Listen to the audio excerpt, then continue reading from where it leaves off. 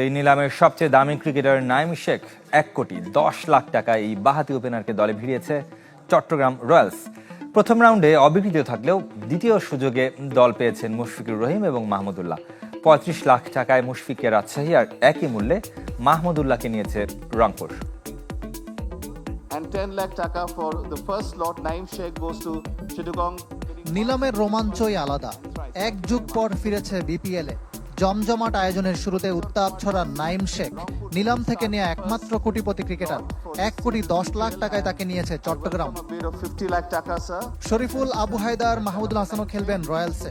দলটা সরাসরি চুক্তিতে নিয়েছিল তানভীর শেখ মেহেদি ও পাকিস্তানি আবরারকে। এ ক্যাটাগরির ব্যাটার লিটন দাসকে 75 লাখে কিনেছে রংপুর রাইডার্স। জাতীয় দলের ক্যাপ্টেন খেলবেন নুরুল হাসানের অধীনে। দলটা তাওহিদ হৃদয়ের জন্য 92 লাখ, নাহিদ রানার জন্য খরচ করেছে 56 লাখ টাকা।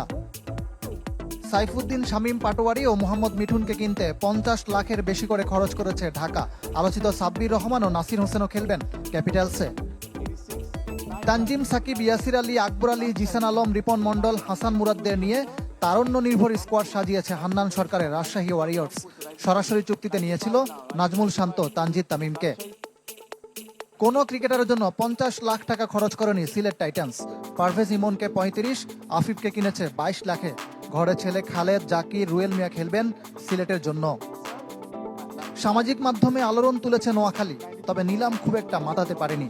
মাহিদুল অঙ্কন, জাকির আলীদের কিনেছে চমকের নাম হাবিবুর সোহান। রাইজিং স্টার্স এশিয়া কাপে ভালো করে অর্ধ কোটিতে বিক্রি হলেন।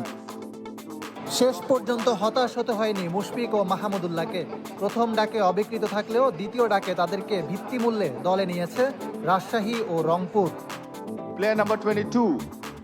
And 10 lakh taka for the first lot. Naim Sheikh goes to Chittagong. নিলামের রোমাঞ্চই আলাদা। এক যুগ পর ফিরেছে বিপিএলে। জমজমাট আয়োজনের শুরুতে উত্তাপ ছড়ান নাইম শেখ। নিলাম থেকে নেওয়া একমাত্র কোটিপতি ক্রিকেটার।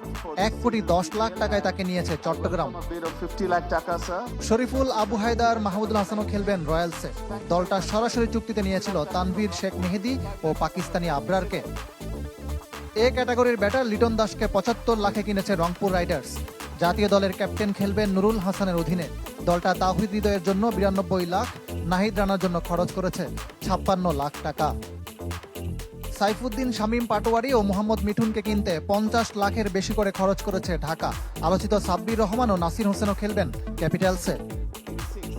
তানজিম সাকিব, ইয়াসির আলী, আকবর আলী, জিসান আলম, রিপন মন্ডল, হাসান মুরাদদের নিয়ে তারুণ্য নির্ভর স্কোয়াড সাজিয়েছে হান্নান সরকারের রাজশাহী ওয়ারিয়র্স। সরাসরি চুক্তিতে নিয়েছিল নাজমুল শান্ত।